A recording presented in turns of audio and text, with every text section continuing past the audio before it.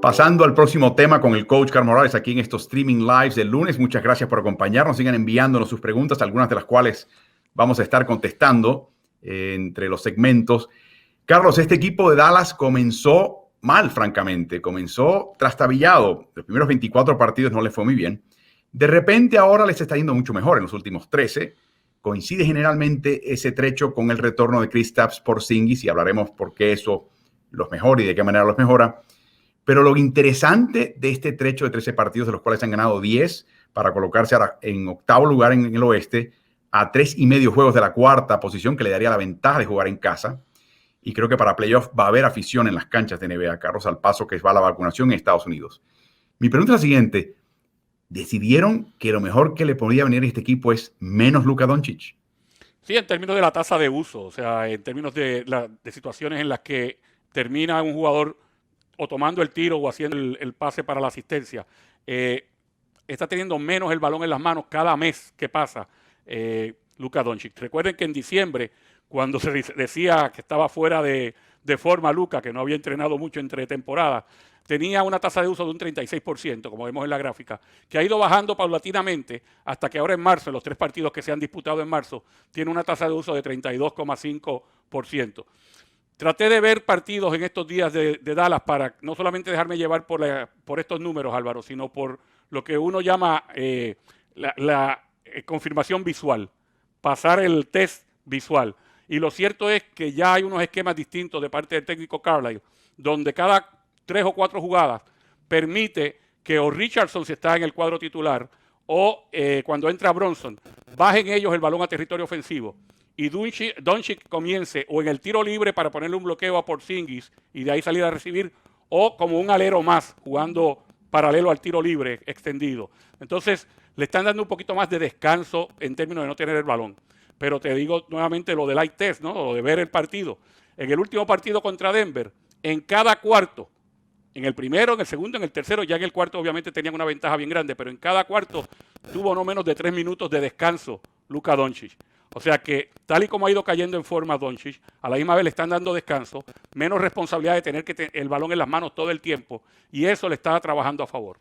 Es importante destacar que cuando terminó Dallas su intervención en la concentración de Orlando en la temporada pasada en los playoffs, el técnico Rick Carlisle alabó a su gran pupilo y dijo, bueno, como los grandes jugadores, yo recuerdo a Larry Bird, compañero de equipo, Jordan hacía lo mismo, estoy seguro que Luka Doncic se va a preparar entre temporadas y va a llegar con más y mejor niveles y artefactos y parte de su arsenal para este equipo. El chico llegó de sobrepeso y empezó un poquito trastabillado. Hay que mencionar también que ante quizás lo que le pasó a todo el equipo, no solamente fue Doncic, sino a todo el equipo, el chico se puso el equipo sobre los hombros. En los primeros partidos, en la primera mitad de temporada, terminó con 26 ocasiones, Carlos, en que terminó como líder en puntos, rebotes y asistencias en el mismo partido. Esa es una marca de franquicia, eso no logró Dirk Nowitzki ni nadie más en la historia de esta franquicia, ni tampoco Jason Kidd. O sea que el chico ha hecho cosas grandes para tratar de que este equipo se mantenga en la contienda.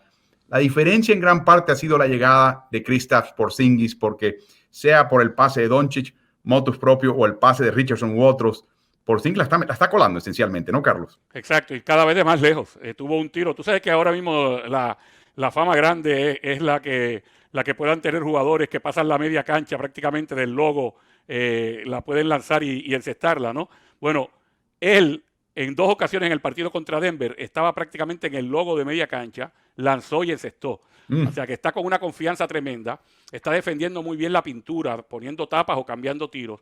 Y hay que recordar que este equipo, cuando estaba en su peor momento, tenía 5 jugadores de los primeros 9 de la rotación ya fuera por lesión o por protocolo de salud. Entonces, mucho de lo que pasó con ese equipo fue que jugadores de la banca tuvieron que pasar a ser titulares, jugadores que no juegan, que no son de rotación, tuvieron que entrar en la rotación. Así que hay que darle también el mérito que merece el hecho de que están recuperando soldados y que en este momento están saludables y que con el equipo que presentan es posiblemente que tengan una, si no la profundidad mejor o más grande en toda la liga, una de las más grandes. O sea, pueden llegar hasta el jugador número 10 u 11 y todos resuelven. Hasta Boban Marjanovic, que siempre pienso que puede contribuir mucho más, pero no hay espacio para él en esta rotación. Miren lo que ha logrado Doncic ante estos cambios. La eficiencia ofensiva, de hecho, hay un error, pasa de 112.5 a 124.2. Y la eficiencia defensiva, de hecho, ha empeorado un poco. Y la eficiencia neta también, ahí hay un error. En vez de un menos 0.5 los primeros partidos, avanza a un más 8.4. O sea, es un cambio total. Y miren lo que ha pasado también con el resto de sus compañeros, Carlos. Esta es la tasa de uso. La cantidad de posesiones cuando ellos están en cancha que terminan en un tiro, tiro libre o pérdida. Y aunque el aumento es mínimo, como la misma caída de Doncic es mínima, te das cuenta que estos son los señores que están empezando a manejar más el balón para relevar un poco a Luka Doncic. Es así, o sea, cuando ves que hay menos posesiones que terminan en las manos de Doncic es porque alguien tuvo que tener el balón en las manos tomando esa decisión, así que hay jugadores que aunque por muy poco, pero está aumentando su tasa de uso. Y ni hablar de lo bien que ha estado tirando Richardson, Josh Richardson, de 3 puntos en los últimos partidos, cuando estaba teniendo posiblemente su peor temporada de triples, con apenas un 30%, en los últimos partidos ha mejorado muchísimo en esa puntería y en ese renglón.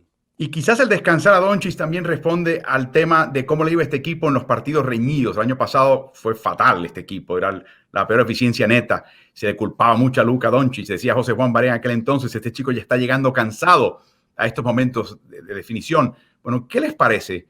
Que en los primeros 24 partidos tenían marca de 3-6 en estas situaciones, desde entonces 6-2 en los últimos 13. De nuevo, 8 de 13 partidos definidos en el cierre y lo hacen en grande. Se le ha caído la defensiva, pero obviamente ha aumentado la ofensiva. La eficiencia neta sigue siendo la misma. Ustedes se dirán, bueno, ¿cómo ganan partidos con eficiencia neta negativa? Bueno, porque las palizas que absorben estas 2 derrotas absorbieron grandes palizas y en los 6 triunfos ganaron por muy poco. El otro rubro que ha mejorado, y este es un equipo que siempre ha tenido problemas en la era Carlisle, en este rubro, Carlos, son los rebotes. Este equipo estaba, pero no malísimo en rebotes, y ahora está por encima del promedio, con un 51%, y también ha mejorado el porcentaje de canastas que vienen por vía de la asistencia. Así que, Carlos, están utilizando a Luka un poquito menos, están restándole un poquito de minutos, está tocando menos el balón, en cancha tiene otras funciones, y de repente, como resultado, se despierta Porzingis, se despierta Josh Richardson. Para mí eso es negocio para Dallas, ¿no? Bueno, y hay que recalcar también algo que no habíamos mencionado. Tú sabes que el año pasado ellos establecieron una marca como equipo en cuanto a eficiencia ofensiva, con más de 116 puntos por cada 100 posesiones.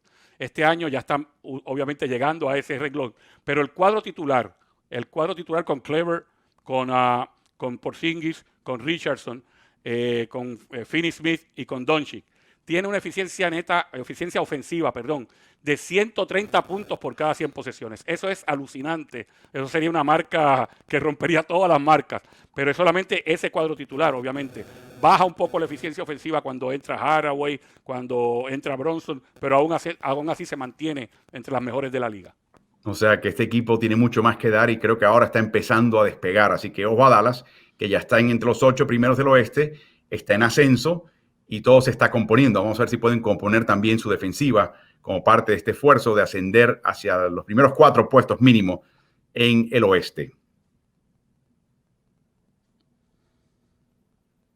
Una pregunta de Alexis Ernesto Sánchez Guevara. Coach Morales, ¿cómo se puede explicar que a sus 36 años, no, Coach no tiene 36 años, tiene un poquito más que eso, LeBron James siga siendo el mejor jugador de la liga, pero aún más allá que siga aprendiendo de este deporte año con año? Bueno, la explicación es una bien sencilla, que en una ocasión me dio uno de mis mentores, Georgie Rosario, pero era refiriéndose a otra gran superestrella en aquel momento, que había trascendido todos los tiempos, y era Michael Jordan. Y decía mi mentor y entrenador, Georgie Rosario, ¿tú te das cuenta de todo el talento que nos han quitado a cada uno de los mortales para dárselo a Michael Jordan? Bueno, ese es el caso con LeBron James. Es un fuera de serie, es una persona que nace cada 50 o cada 100 años, y en este caso pues estamos disfrutando de poderlo ver jugar. Claro, yo recuerdo verlo de joven y pensar, cuando este chico empiece a entrar en sus 30 y pico años, va a empezar a engordar, el peso le va a afectar su salto, su capacidad de correr la cancha, el poder jugar tantos partidos. Lo increíble de LeBron James es que si le dan un descanso, no es porque él lo pida, no es porque él lo necesite, es porque deciden que es lo mejor para él y para el equipo, pero él estaría perfectamente capacitado para jugar Yo creo que lo primero que hay que señalar a LeBron James, antes que nada, antes de tocar un balón, es el hecho que está en una condición física totalmente envidiable. Dicen por ahí que se gasta $1 millón entre dieta, masajista, preparador físico, y que tiene una rutina de ejercicios que conocemos muy bien. Terminó ganando las finales de NBA, Carlos, y a la semana ya estaba mostrando videos con su hijita, haciendo ejercicios en su casa, en el gimnasio que tiene en la casa. O sea, hay una dedicación para proteger y preparar su cuerpo que ya de por sí, eso para mí es extraordinario. Muy pocos jugadores de NBA, pienso, están a ese nivel. O sea que talento más trabajo te da esa posibilidad de tú trascender y estar jugando como lo está haciendo a los 36 años.